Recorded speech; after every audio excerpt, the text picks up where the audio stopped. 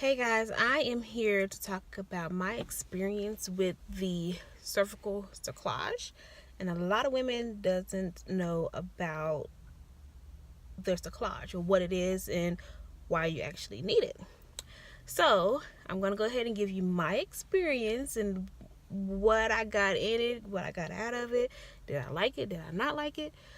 But um, just to start out, a cervical cerclage is basically a stitch in your cervix, where if you are pregnant, is basically the only time you actually need it.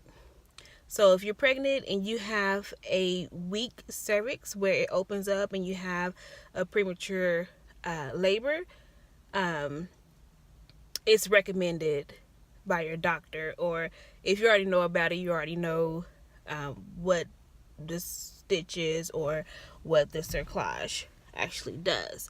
But my experience with it, I had a premature baby previous than what I am now, because I am pregnant at 37 weeks. Yay, almost done. With it, it actually helps, because the stitch, basically, when I went in, I was iffy about it because I didn't know if I should get it or not because of the risk that it could give, and I didn't want to end up in the hospital again over getting the stitch. And in the video, I'm gonna call it a stitch instead of a surgical cerclage, because stitch is a little better.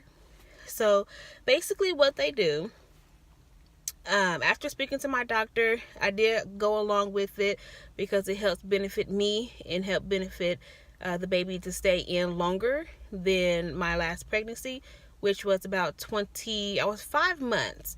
So I was just entering in my 5 months, and it was premature labor.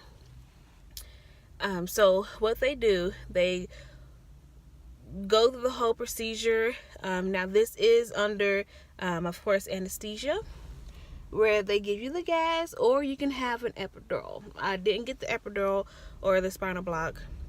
I did get the anesthesia. So it was like an outpatient. Didn't take long, only took about an hour, and then after that I was just fine.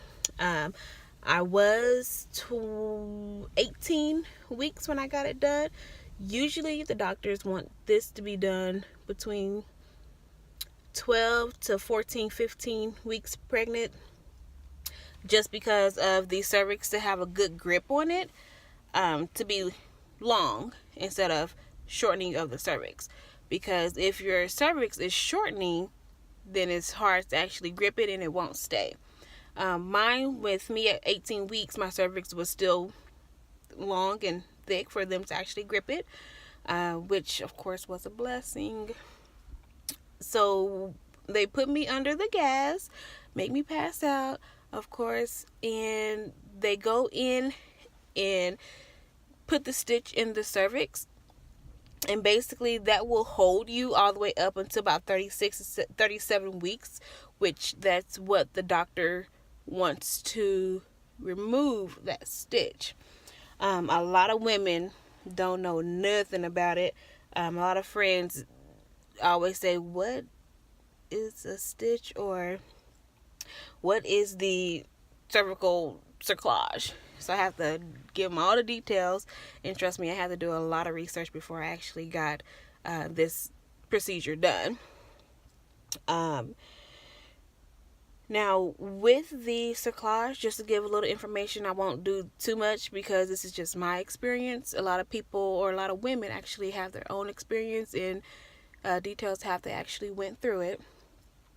Basically, if your cervix is weakening, or you have premature labor, or you have miscarriages around the second trimester of your pregnancy, this is something I would look into. Highly recommend, because mine was successful. I recently just got it removed, like last Wednesday. It's almost been a week since it's been removed, but my little mumpkin's still in there. I guess the scarring from the cerclage is still there, holding the cervix tight.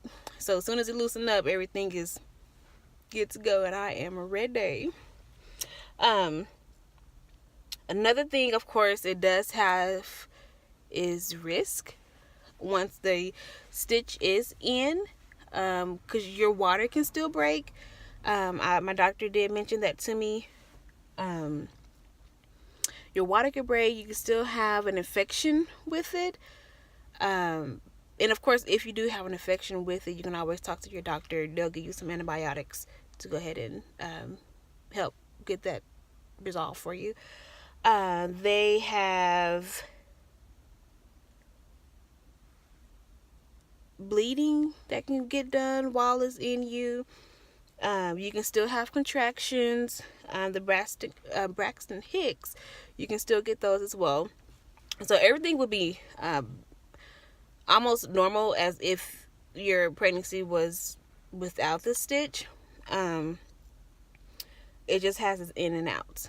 But when I got it, I was thankful that I did get it at 18 weeks, because it was something that I actually needed. Because I didn't want another episode of a premature labor like last time. Trying to think of what else. So once you get it in, of course, you do your this is done with a high risk doctor. You don't have to be considered high risk just to get it done, but the high risk doctor did do it because I had to go up there to make sure everything was right for me to get it from my OB, which recommended me to go up there to see a high risk doctor. And